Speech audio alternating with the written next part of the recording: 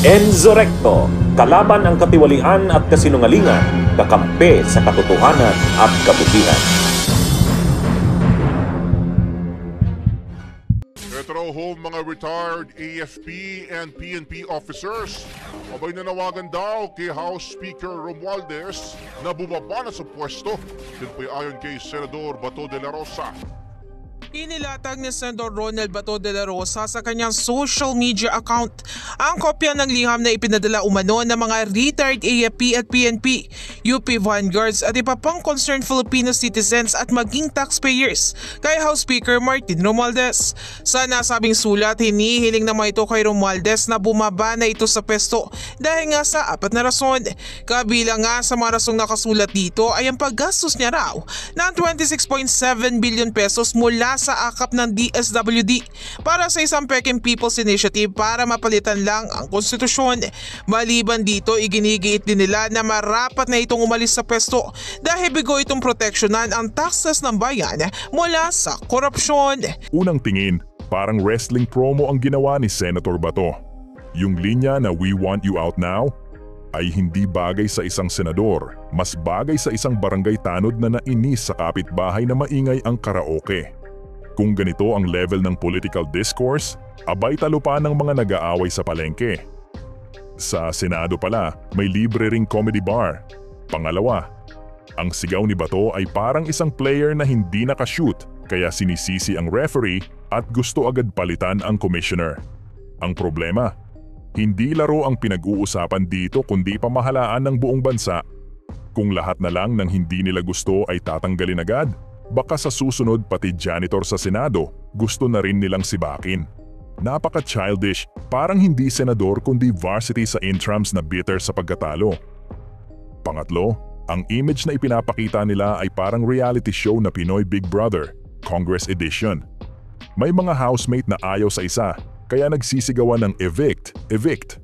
Kahit anong anggulo tignan, ang big loser dito ay hindi si Romualdez kundi ang taumbayan na napipilitang panoorin ang walang kwentang drama.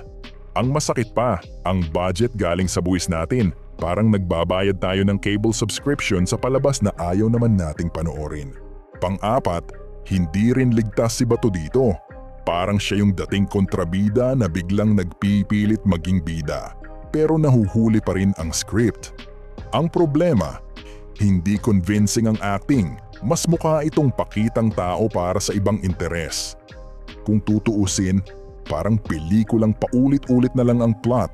May gustong patalsikin, may gustong pumalit, tapos balik sa dati.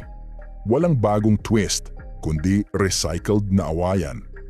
Sa huli, ang politika natin ay parang jeep na puno ng pasahero, pero parehong ayaw bumaba ng driver at konduktor. Yung sigaw na "We want you out now" ay parang pasahero sa likod na biglang nag-demand na siya na lang ang magmaneho. Kung lahat gusto magmaneho, sino pa ang magbabayad ng pamasahe? Kaya imbes na makarating sa destinasyon, natatinggalang tayo sa traffic ng walang katapusang bangayan.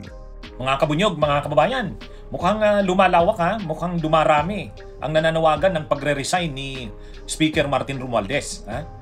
Nung isang araw, yung mga retired na mga PNP at ilang AFP officers naglabas ng kanilang statement. Kailangan na daw na mag-resign. Hindi nga lang bilang speaker, pati congressman pinapag-resign si Martin Romualdez. Si Bato de la Rosa din, sabi ni Bato de la Rosa, kailangan na raw mag-resign ni Romualdez now. Matindi, At maraming mga sektor, maraming grupo ang nananawagan na mag-resign si Romualdez. Bakit? Sa init kasing ito ng issue ng flood control, na itong mga anomalya sa flood control, itong mga anomalya sa budget, lalo na yung mga insertions, hindi talaga maiiwasan ang tumbukin dyan, na involved dyan, ay si Romualdez. Kasi siya ang speaker ng Kamara. Tulad din ng si Chis Escudero noon, ay president ng Senado, Senate President. Wala namang mangyayaring mga insertions sa Kongreso man, sa Kamara man, o sa BICAM, kung hindi alam ng speaker. Kaya nga kahit yung si Saldico,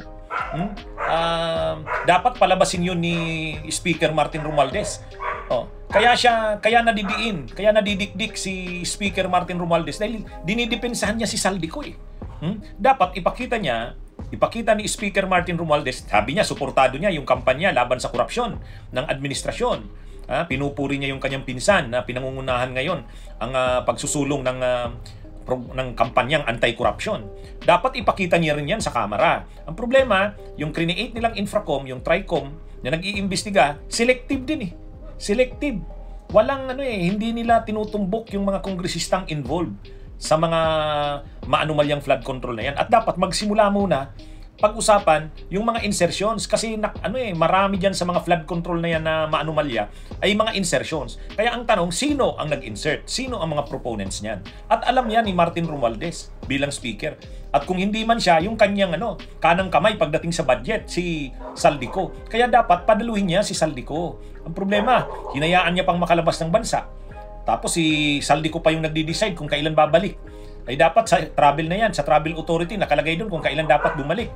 At saka dapat pamadaliin niya nang makabalik si Saldico kasi mainit na ang issue. At siya ang nadidiin.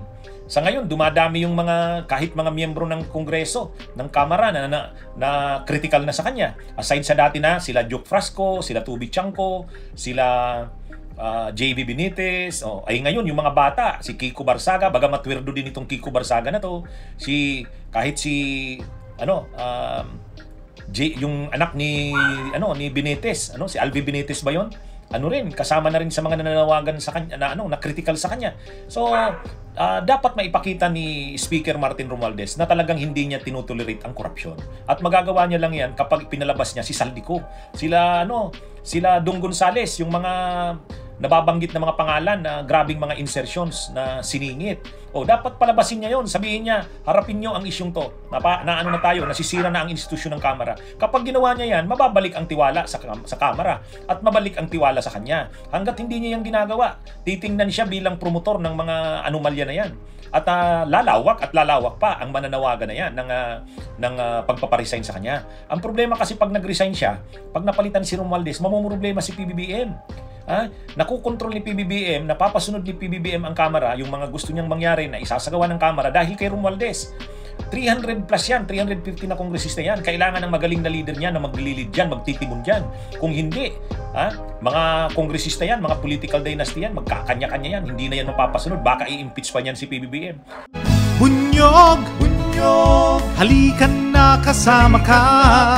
Bunyog, kapag buklod ay may pag-asa.